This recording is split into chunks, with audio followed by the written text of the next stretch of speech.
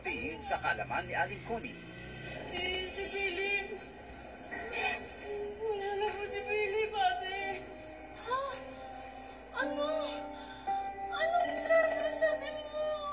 Ano ka ba? Pinsan ng mister ko, nagsabi siya na, alam mo ba yung nangyari kay Philip? Sabi ko, bakit ano nangyari?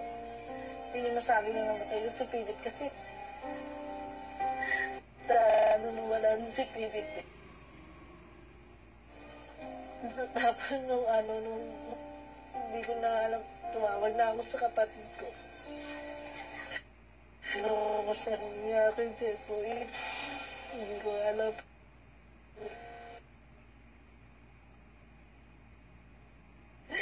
Hindi ko na siya pinayagan. Dito mag-aaral.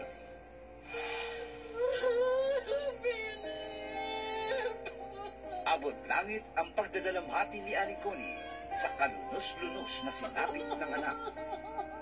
Naubusan siyang dugo. Kasi ang dami niyang nasaksak. Oo, minsan